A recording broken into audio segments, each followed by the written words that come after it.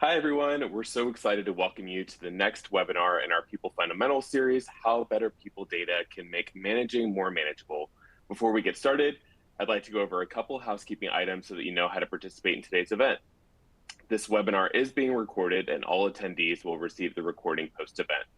All attendees are in view-only mode.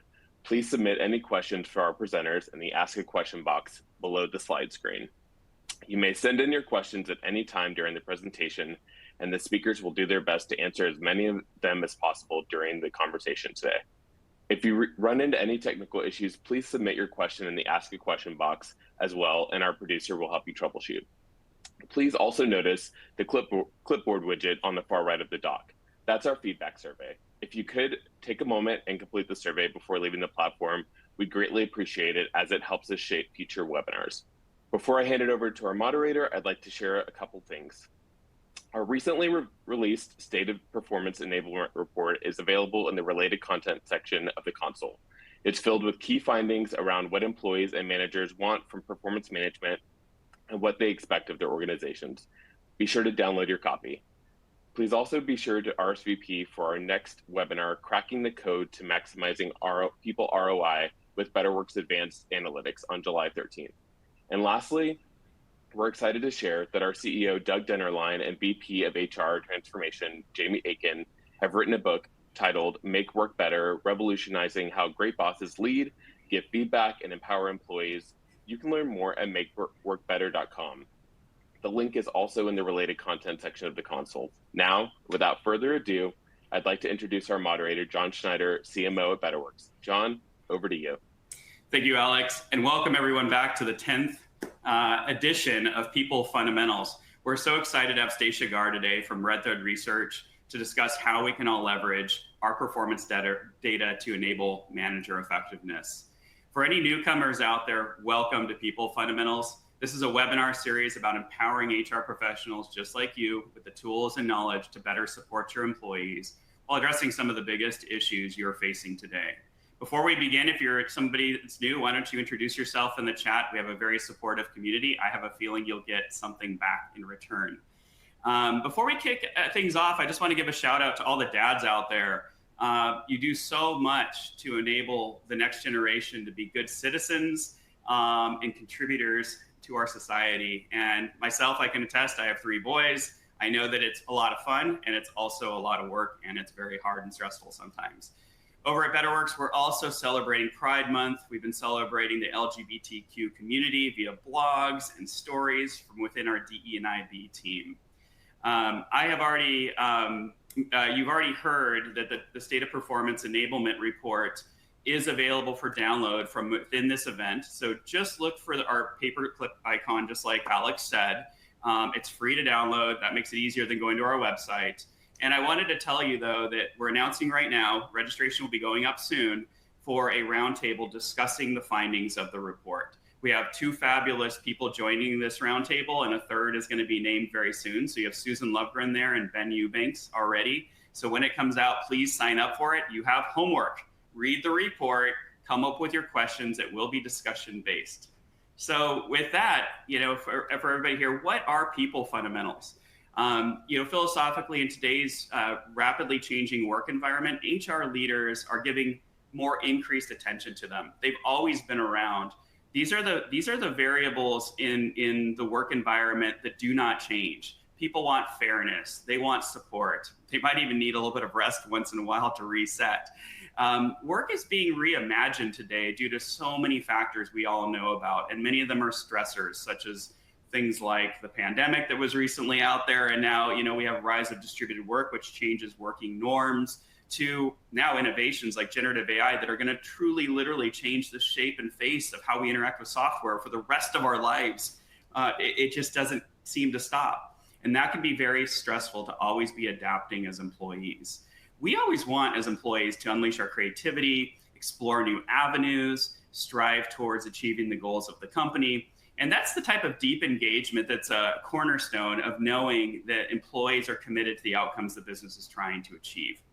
However, when this playing field is changing so rapidly, we have to take it as a business imperative to recognize and respect these fundamental aspects of work, these people fundamentals, because they're one of the few stabilizing factors that simply just don't change. And we know there's the risk of burnout and repercussions such as disengagement and attrition if you neglect them. So with that, I wanted to talk a little bit about our speaker series in general here. So please join us on this journey. You are already with Stacia today, but we have 9 other ones. They're recorded and they're on the BetterWorks website. We are committed to giving you the best thinkers and experts in topics that matter to you. We actually listened to your survey feedback at the end, so please engage there. All of these are available, and you will earn HRCI and SHRM credit for digging into them. So great way to get your recertifications. The reason we do people fundamentals over at BetterWorks, it's our mission and passion at BetterWorks to help people put these into practice. We want you to realize an engaged and productive workforce. And the why we do that is because the way or the how we do it is that we are modern performance management. We call it performance enablement because it flips the script on traditional backward-looking, compliance-driven processes and makes it a forward-looking, development and achievement-oriented solution or program for your employees that makes the conversations, the feedback, and all of that productive and helping employees strive to achieve more, feel better supported, and all of the things I just talked about. So setting up for Stacia here, just a word about why we're covering this very important topic of managing data and helping managers to be more effective. We philosophically believe that managers are the conduit for your organization's energy. They have the unique power to uplift or dampen the energy within the organization. And that means, in a sense, they have the greatest impact on whether an organization will actually achieve its goals and live up to its values. We believe that the best managers create an environment where ideas can flow freely and employees feel heard and valued. And when a manager is doing their best, they set clear goals and expectations for their employees. They empower each team member to take ownership, and they support their teams in every step of the way. But as you will hear from Stacia, burnout and disengaged managers are really bad news for an organization. And yet it's the truth that prevails around us today very frequently. The findings from RedThread research confirm the decline in manager effectiveness in recent years. Our 2023 industry report, the one that Alex and I have both said you should download, and I said it's homework, you'll find similar findings in it. The findings in the report will call out that managers are asking for a lifeline.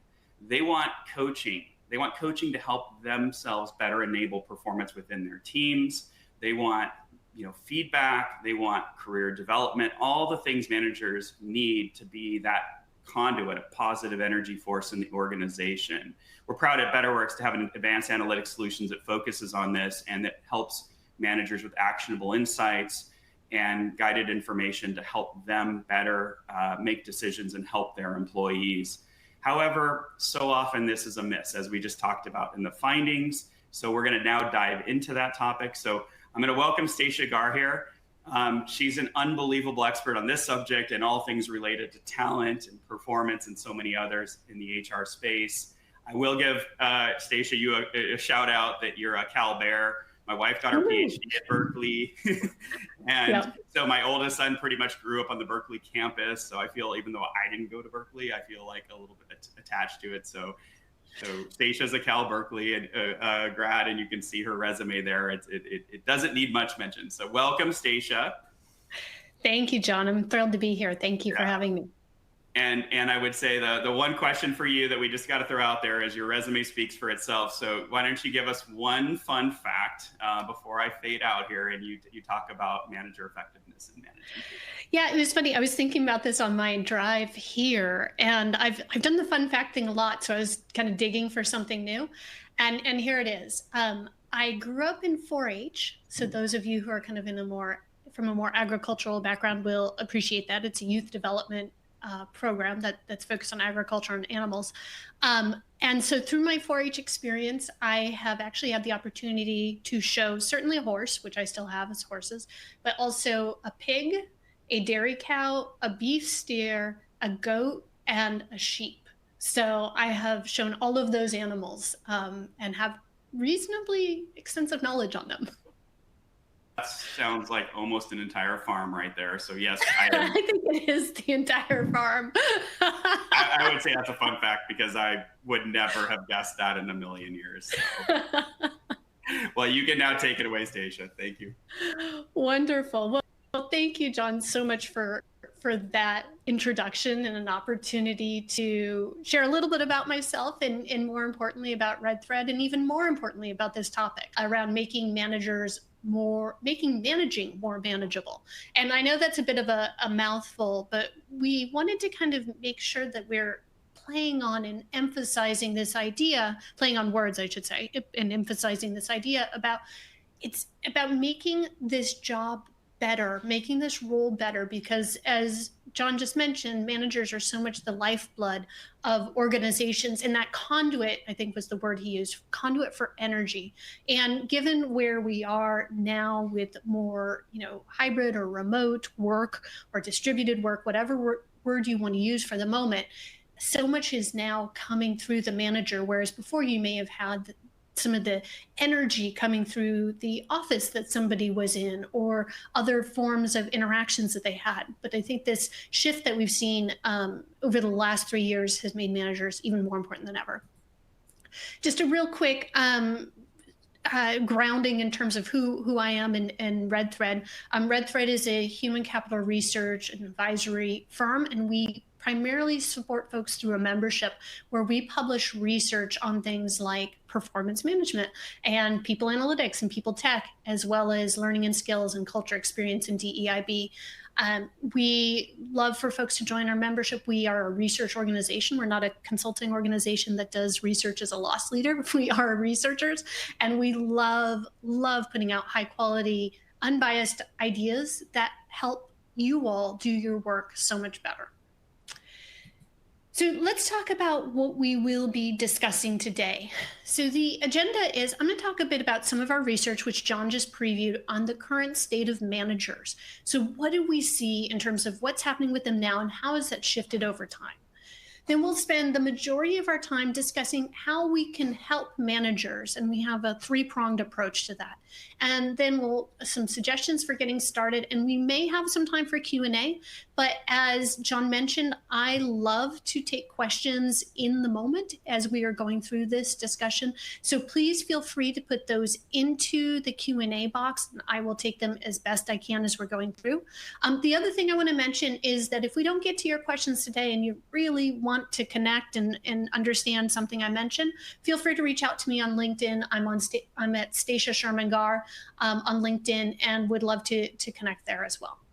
So with that, let's go ahead and get started on this topic of the current state of managers. And before I dive into our research, I would love to hear from you all on what you're experiencing at this moment. So as an HR practitioner, are you experiencing an increased number of requests for support from your managers in the last year compared to previous years? So I'm going to go ahead and make this question live and would love for you all to answer your thoughts. So yes, you've seen an increase, or no, you haven't. So I'll give you just a couple more moments to respond here. Okay, I'm going to go ahead and close it and see what. Yes, okay, so 81% roughly of you all said you are seeing an increase. About 13% said maybe not. It's remained relatively constant. And a few of you said, hey, I'm not in HR, I don't know, which I totally appreciate. So this certainly aligns with what we've seen in our data and experiences with managers over the last few years. And John previewed this just a moment ago, but this is what we're seeing. We're seeing the decline in manager effectiveness and engagement compared to we're looking at it over the last 3 years. We actually have data that goes farther back than that. But it's interesting because 2020 obviously was the first year of the pandemic. And to see this decline, particularly with regard to effectiveness, which is the top item, I think is remarkable. So a 12% decline with that. And then when you look at their level of engagement, it's down, but it's not down hugely. So, we would say that this is statistically, I shouldn't say we would say, this is statistically significant, but it is not hugely different, not the same as what we're seeing on that effectiveness number. And so that makes us wonder, what is happening with manager effectiveness? Why are we seeing this decline, particularly if their engagement is somewhat down, but not nearly as much as effectiveness? And so hold on to that thought, because we're going to come back to what is it that's driving manager effectiveness in just a few minutes. When we think about manager effectiveness, we know it's top of mind for so many of you as well. So this is some data from Gartner where they looked at HR leaders' top priorities for 2023. And you can see that leader and manager effectiveness was right there at the top of the list. And so we know there's a wide acknowledgement of this challenge. And we also know that at the same time, we know that managers are being seen as less effective, but leaders are actually asking them to do more. We're asking them to do more training, to meet new expectations, try new leadership approaches. And if you've been reading the news, or maybe you're experiencing this yourself, we're also now increasingly asking them to be the police for return to office. And we're just asking them to do so much. But at the same time, employees, and this is the chart on the right-hand side of the slide, employees are asking for more too.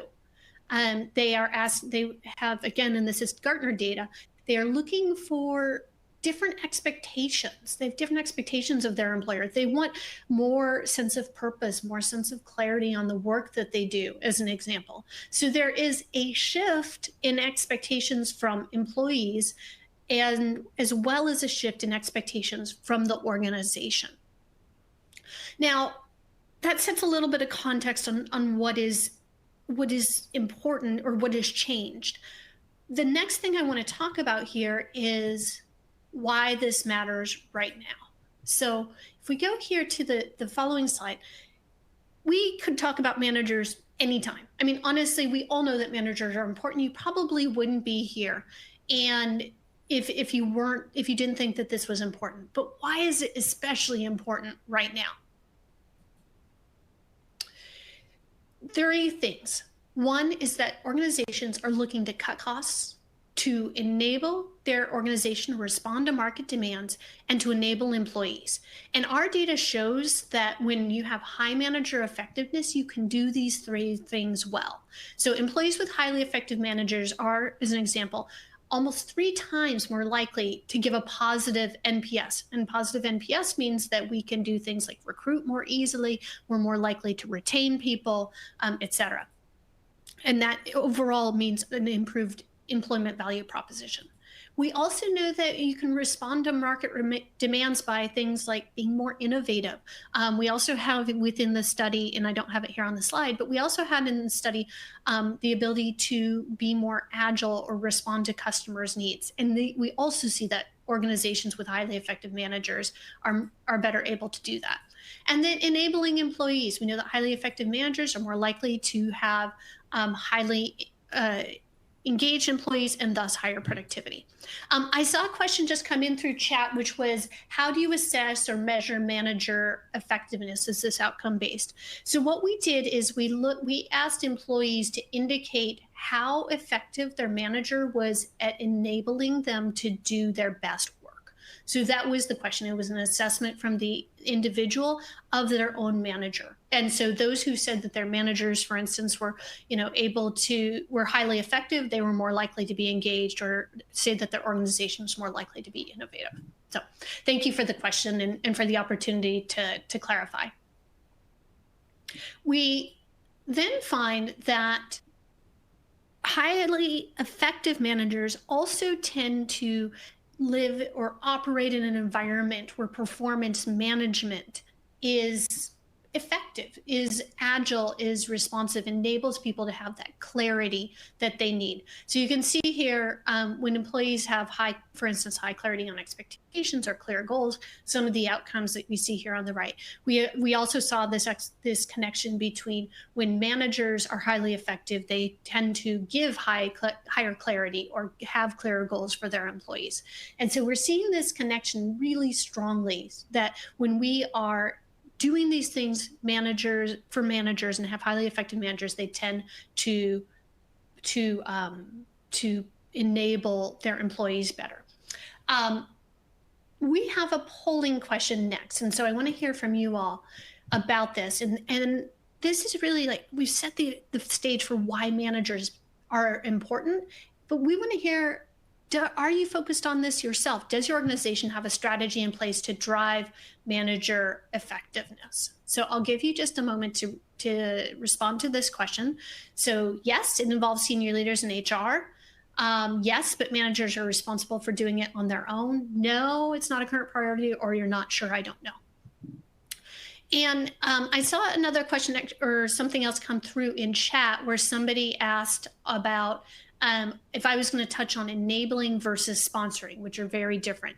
I am not going to talk about sponsorship because I do completely agree that enabling is different than sponsorship. We're going to talk a lot about enabling managers today, but it's not going to touch on sponsorship. So thanks for the question. All right, let's go ahead and move on to the polling results and see what you all are seeing and doing. Okay, a number of you are focused here. That's great. I'm not going to try and do math in public, but we are seeing, whatever, 56% roughly of you all saying that, or maybe even higher than that. I'm not going to do it. But we're seeing a lot of you saying yes, that this is something you're working on. A lot of folks saying senior leader in HR are working on this. You also, about 25% saying managers are responsible for improving effectiveness, and another 25% saying nope, it's not a priority, or I don't know, down there at 13%. But certainly a majority of you are working on it. One thing I want to touch on here and use this kind of as a leaping off point is this distinction between it's senior leaders and HR's role to support this versus managers being responsible for doing this on their own. Think about that distinction, because I'm going to talk a lot about that right now. So the question becomes, how do we help managers? Now, I want to frame this for you here. This question is very intentionally written, being it is not necessarily how do managers help themselves. It is about managers being provided with the resources, the support, the environment to do their work better. And you're going to see why that's so important here in just a minute. So when we think about how to support managers, it is three things: organizations, what the organization itself does, what we do to support managers, and then the technology that enables all of this. So we're going to go through all three of these, starting with the organization. Now, remember how I showed you that effectiveness of managers has declined substantially, but their engagement hasn't declined quite as much. When we looked at what is actually driving the change, there were 7 factors that drive the change for manager effectiveness, that are impact manager effectiveness. 3 of them are controlled by the organization. And you can see for at least 2 of them here on this slide that that the organization's support has declined meaningfully. So on the first one, the organization provides clarity on what employees need to do to succeed in the future. So that means things like goals, clear goals, clarity on expectations, that there's a framework for that happening. That has declined by 10% just in the last year. And then another one on my organizations provides data-based insights, in this example, into the team's engagement. We saw a 7 percentage point decline on that. We didn't actually see, we didn't measure the question around coaching in 2021, so we don't know what the difference is on that one, but you can still see that that number is low. But all three of these were specifically drivers of manager effectiveness. And what we see here really is the organization's role in opportunity to provide the structure for managers to succeed. So to provide the structure around insights with that data item, insights and data, and then to provide structure around the way that expectations are communicated, the way that feedback is communicated. So this is an important point. We think that it is particularly important to focus on these areas because we see an impact on the outcomes that we care about. So things like teams engagement is higher when managers get data about their team's engagement. We see that those employees are more likely to rate their managers as highly effective. They're more likely to give a high NPS score. So there's real data that supports why this is an important thing to do. And so what should an organization do? You should be looking at things like helping employees understand their performance. And so that means putting in place the consistent goal setting structure, making sure that people are returning to their goals and their objectives on a regular basis. It's ensuring teams and individuals have clear goals. Now, I want to be clear here because it can be easy to say, okay, well, we'll just give managers some training on doing this and we'll call it good. And I know there was a question within the chat that said, many orgs do some kind of training. Is there a difference or some nuance that's special about improving manager effectiveness? The difference or the nuance is not just giving the training and then assuming that things will get better. That's like just telling someone to do something and then walking away and saying, okay, yeah, I told them. And, but you don't give them the resources, you don't give them the tools, you don't give them the support. What we're talking about here is actually putting in place the resources, tools, support, and the continual check-ins from HR and senior leaders to enable this behavior change. Because in so many organizations, it is a behavior change. So it isn't just training, it's everything that goes along with that. Not discounting training, of course, but we need to make sure that we're supporting it. Another component here is developing that culture of trust. And that right now is especially important. We know from some other research that we've done, as well as some research from folks like the Edelman Trust Index. If you haven't seen that, you should definitely check out the Edelman Trust Index. That can give you some really interesting insights around how trust has changed over time. And right now, the basic insight is that it's at its lowest level, but that businesses have the highest have more trust than other social institutions. So point being, we need to do some work on creating a culture of trust. And that means doing things like being transparent, being fair, some of those items that John mentioned at the beginning. And then on that point about transparency and fairness, we've actually seen in our data that employees are perceiving pay and performance information as becoming less transparent and less fair. So a particular place to focus is there to enable that, just as a foundational place to enable that culture. Someone just asked, what is the name of the trust index? I'll state that again. It is the Edelman, Edelman Trust Index. So you can Google that and find it, and that will, they have been doing it for 25 years, something like that, for a very long time, and you can see how it has changed over time. Okay. So that's what we say organizations should do. And then here's some data, again, to support that point. Why should organizations focus in these areas? So you can see around a fair and consistent evaluation process, much more likely to give a positive NPS score, be highly engaged, have a higher intent to stay. And employees getting data-based insights into their own performance are also much more likely to have a positive NPS score, highly engaged, and stay with the organization. So lots of reasons to be doing this. want to share with you just a real quick example of how one organization did this. And this comes to us from the folks over at Udemy. And what they wanted to do was they wanted to have a platform that would allow them to transparently align their company's goals and objectives with teams and individuals. And that point around teams is actually really important. So this idea that it isn't just me as an individual working on something, but most people work across numerous teams in an organization. And so enabling folks to be able to to align with their teams in addition to just their manager. Anyway, so that was an important thing for the folks at Udemy. They implemented a platform that enabled them to focus on performance management, OKRs, transparent goal setting, etc. And now this enables everyone to have much greater clarity around the goals that they should be focusing on, and also insights into the goals that other people have.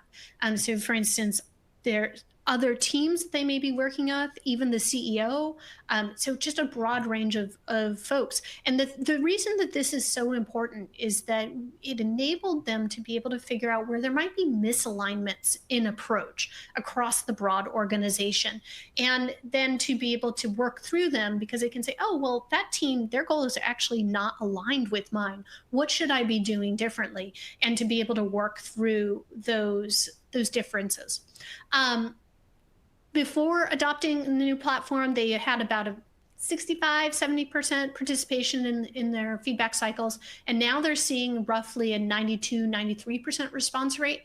And about 85% of the OKRs and goals are being met and completed. So really, completion, just the completion of something in a system isn't necessarily the benchmark, but the fact that people are using it and find value certainly is an important thing. But more broadly, they are saying that they're much better able to execute on some of these important goals and objectives. One thing I want to highlight for you all is that we actually had a chance to talk to the chief learning officer at Udemy.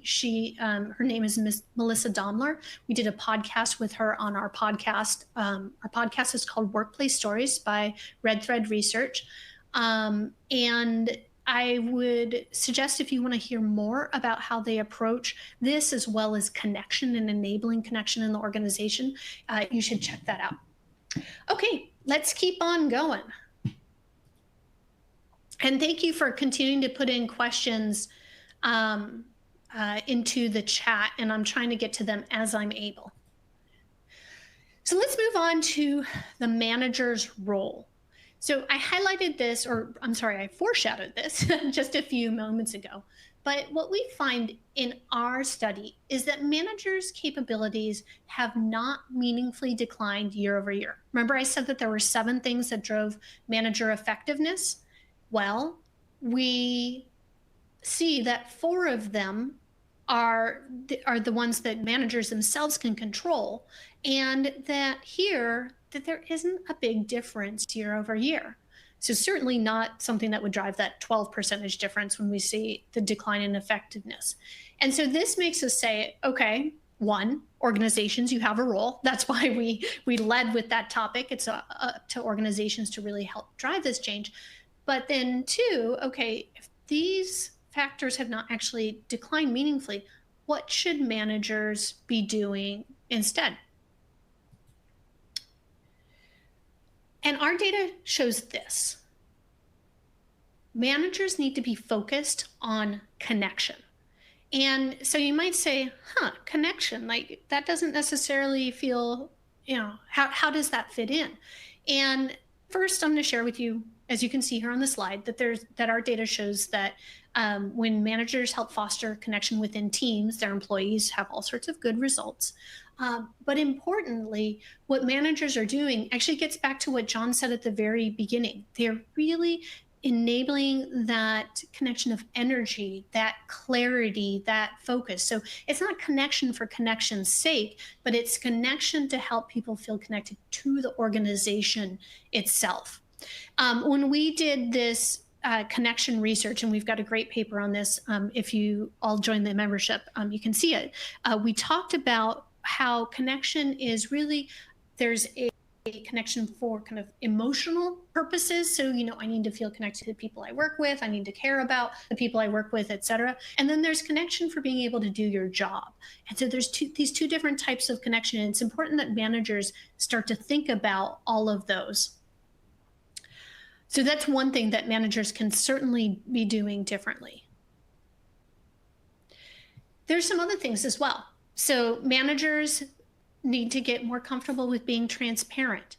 I want to stop, and because that is really easy to say, right? It's so easy for me to be like, they need to be more transparent. That's great. But we all know that there are all sorts of risks that can come with being more transparent. Managers can be fearful that maybe they said the wrong thing or they gave information out in the wrong time, et cetera, et cetera. So get comfortable with being transparent, yes. But back to the point before, they need to be creating the structure and the support around managers to enable that transparency. So that's why something like a platform is so important, because that says, as an organization, we value transparency. We value it so much that we're putting it in place. We're making an investment in a piece of software to communicate this information, and we're setting an expectation that everybody will do this. And that then transfers some of the responsibility from being the manager of just being transparent and giving feedback or setting clear expectations to the employees, because then the employees themselves can go and say, okay, well, I'm going to see what other teams are working on. I'm going to see what I might want to do a little bit differently. So this point about transparency, please don't take that as just being something for the manager. It is also something for the organization. Some other kind of just more basic things: help identify tasks that drive goals. Absolutely. And some of this can come down to better manager training and helping them understand how to communicate about what impacts what. Helping employees stay on track. Again, that is about those feedback conversations. That's about information coming into the employee themselves, not necessarily always and only from managers, but certainly managers are a part of that. And then also removing barriers. That's an important, we've seen this in numerous performance management studies we've done, that when managers remove barriers, they can really help their employees succeed. And so they see their job as doing that, as opposed to telling or always directing work. So that's a bit of the shift that we would hope and expect to see. And again, some data to support our point. You can see that transparency item has a big impact on NPS. So 3.3, I think that's the largest that we saw in the study, more likely to give a positive NPS score. And then we also see when they help employees prioritize their goals, they also see a pretty significant impact. Now, another example for you all, and this comes from the folks over at EDF Renewables. So this ties into that point about making sure that you can understand and communicate continuously with employees, and doing that in a transparent way. So what they realized is they lacked a continuous listening strategy, and they didn't really fully understand employees' needs, which obviously means that they weren't able to effectively, their managers were less effective than they could be. And so what they found in particular at EDF was that managers were lacking adequate information on trends about how employees were feeling or thinking about the organization, as well as their work. So they implemented an engagement platform, which allowed them to collect employee feedback, questions, comments, and all of this information, basically just to improve that communication and transparency in the organization. And it gave that information to managers in real time, as opposed to having to wait for an excessively long time to get that information and then develop an action plan and do that whole thing. So it really was an example of giving managers information about their employees and enabling those managers to do something. As a result of this, the managers were able to discuss challenges much more confidently with employees, and they also were able to more effectively address the root cause of their problems. And most importantly, it has enabled managers to act quickly and address issues as they arise, as opposed to just waiting and, like I said, waiting on the results of some survey that took a long time. And so this is a really good example of what I said earlier, which was getting that data right into the hands of managers as soon as practicable, so that they could take action themselves. Now, I've mentioned technology continuously, and so now we're going to go directly at this. I want to say, though, before we get into this, RedThread, we believe that you need a clear strategy before you go to technology. Technology can enable great things, but if you don't know what you're trying to do, you're just going to automate or do faster the thing that wasn't working before. So I know I've talked about technology's enablement role, but please do not take that to mean that you should necessarily be leading with technology. You should be leading with what's right for your organization first, and then find the technology solution that enables you to do those things. So we're going to begin here, again, this section with a poll, and want to help us all understand to what extent is technology used to help managers become effective in your organization today. So here's the questions. You can just on a simple extent scale, and I'll let you all respond. And while you're doing that, I'm going to have a quick look and see if there's any questions that came through that I haven't gotten to yet.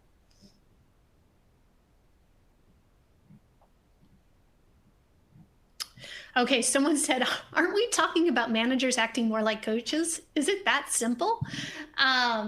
Yes, we are certainly talking about managers acting as coaches, but we have been talking about managers acting as coaches for as long as I've been in this space, which is close to 20 years. And we still aren't seeing it, right? So that says to me that simply telling managers to act as coaches isn't getting the job done. And I think the reason that we're not getting the job done is because we haven't put in structure and support around managers to enable them to do that, and also giving employees access to resources when maybe their manager isn't the best coach. So we have just put so much emphasis on managers themselves being coaches, or managers themselves being good at being coaches, that we haven't distributed other resources to support other folks. So going to turn to our polling question. Okay, so to a moderate extent, wins out here. So it sounds like there's some improvement that folks can do. We've got 27% of folks doing this to a small extent or not at all. So about a quarter of you have opportunity to do this better. And then about a quarter of you, roughly 30%, are doing this to a significant or a great extent. Okay, so let's see here. There are a few questions that came in. I'm just going to pause here for a moment. Do we know what platform Udemy uses? I believe it is actually BetterWorks. Does BetterWorks have pre and post data from orgs that makes BetterWorks to make goals more transparent? That is actually a question I'm going to pitch back to John here at the end, because I don't know that. But I appreciate it. Appreciate you all putting in the questions. So we'll keep on going, and we'll make sure that John has a moment to answer those questions. So how can tech help? Number of ways. Providing a fair and consistent evaluation process, I should say. We all know that it is subject to the vagaries of individuals and people, which is why we have to do more to help people actually understand how to provide that consistent and fair evaluation, but the process can be helped by the tech. Helping managers coach, so communicating that data, enabling them to potentially have nudges in the right moments to know when they should be giving other feedback. Enabling goal alignment, we've talked a lot about that. Enabling better conversations, and then finally bringing more transparency. So lots of ways we've already touched on. This is just a nice summary slide of the ways it can help. The challenge is few organizations are actually doing this. So these numbers actually align to roughly what we just saw in terms of the percentage of organizations doing this. So 24%. In our study, we're leveraging, in particular, technology to serve as a digital coach I'm sorry, I misspoke. So again, why? I don't know. I keep saying I won't do math, and then I keep trying. So 35% are saying they're doing this to a significant extent or to a very great extent.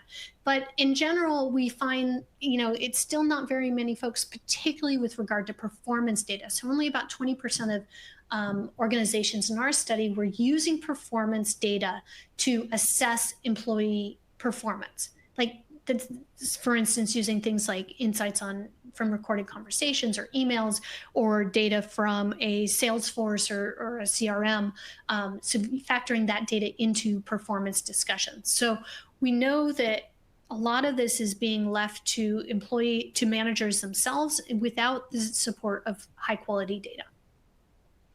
The other thing we find is that most tech vendors themselves are not focusing on employee performance. So this is some data from our People Analytics Tech Study, which actually is publishing tomorrow. And we found that in that study, only 4% of vendors said that their solution is designed to solve challenges around employee performance.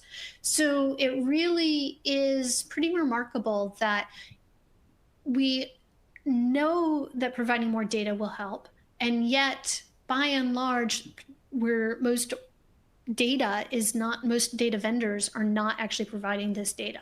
So we know there's a big opportunity here. And so as customers should be looking for solutions that will enable you to share appropriate data, because not all of them are going to do that for you. This further reinforces my point in that tech can deliver insights to the right hands, but not so many people are using it. So again, on the left side, we see the percentage of people managers and employees who receive insights from people analytic tech solutions. About 40% of people managers, only about 20% of employees. And the percentage of solutions that focus on performance management, again, it's only about 40%. Saying this is a primary area of focus. So make sure that you're being careful when you're buying your tech and make sure that it can do what you want it to when it comes to data. Now, again, throughout this session, I've given you some hard data on why this is important. So we have some data particularly focused on enabling coaching. And we find that when organizations do that, their managers are more likely to be highly effective, give a positive NPS score, and to be more engaged. So the question is, how might you get that started? Here's an example from the hotel chain Best Western, which I thought was a really, really good example. And basically what happened was employees were setting goals at the beginning of the year and reviewing them only once. Probably sounds familiar to many of you.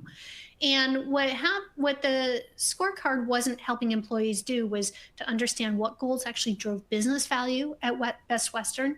And it wasn't motivating at all. And it didn't allow a team member to see how their individual contributions actually helped the team achieve its goals. The other factor was that managers themselves felt like they were responsible for doing all these things. There wasn't that model of distributed accountability to employees in the broader organization. So what they did is they implemented a new OKR and goal setting process, but they used structured as well as unstructured manager-employee conversations. And the thing that was good about that was that it gave clarity on, okay, this is when we're actually doing a formal check-in, and this is when we're doing something that is a little bit more just kind of informal feedback or guidance and the like. And so helping managers and employees understand what was what and giving them a clear framework for doing that was really important. Now, the outcomes was that they felt that there was increased transparency in the organization. And really importantly, they saw an increase in their employee net promoter scores. Further, they also saw an increase in their overall goal progress. And they've seen their ability to pivot and respond to needs a lot more effectively. Okay, so what do you do? I've talked about a lot of stuff, right? A lot of things to do. How might you take all of this and get started? Here's our recommendations. First, and I cannot emphasize this enough, identify the practices that your organization should take the lead on instead of managers. So please, if you take one thing away from this session today, let it be that the organization needs to take the lead on enabling managers. It is not about giving managers more to do. Managers are tired. They're exhausted. They've done a lot. We've all done a lot over the last 3 years. But you saw that we have decreased the amount of support we're giving managers. We need to up that. We need to support them. So if you take away just one thing, that's it. Second, prioritize transparency and that sharing of data. Data is power.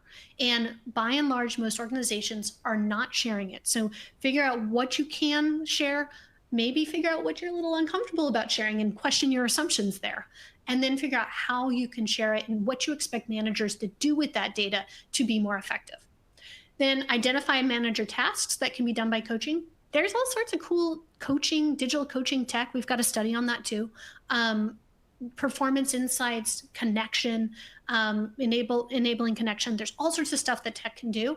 But again, you have to know what you want the tech to do before you go. Don't just go looking for a shiny tech object. And then finally, promoting performance ownership among all employees. Don't let this just fall on the manager. Okay, so with that, I'm going to go ahead and excuse me. I think we're actually going to move over to kind of a few questions. I mentioned I wanted to leave a little bit of time for John to answer one of the questions that came through. And then somebody did ask me for one thing, which was to outline the 7 factors around effectiveness. So I'm going to answer that question real quick, and then maybe John can come back on and we'll answer the other question that came in. So the 7 factors that enable effectiveness, here's the 3 that are from the organization's perspective. So my organization provides clarity on what employees need to do to succeed in the future.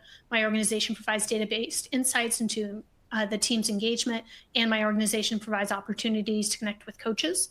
And then the 4 that were the manager's responsibility were these. So my managers treat employees with respect, difficult conversations are managed effectively, removes barriers to getting work done, and fosters connection. All righty, very cool. Okay, John, the question that came in was this one around, does BetterWorks have pre and post data from orgs that use BetterWorks to make goals more transparent? Are you able to help folks with that one? Yeah, I think Greg asked that question. So there we could go on that one. And we do have an upcoming product webinar where we're going to go into those kinds of topics, but I'll give you a couple of things, Greg, and to the group here.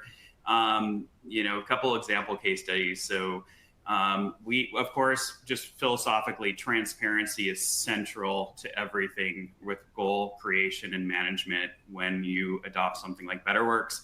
Udemy saw 85% of goals being met and completed in full, which is considered a very high watermark. Grupo Posadas, which is based in Mexico, and it's a hospitality company, 97% adoption of BetterWorks using goals. And 90% of employees stated that they would recommend both the BetterWorks platform and the goals related to it in terms of their adoption and enthusiasm. And one last one I'll give you is Kroger supermarkets. Employees have embraced transparency in that.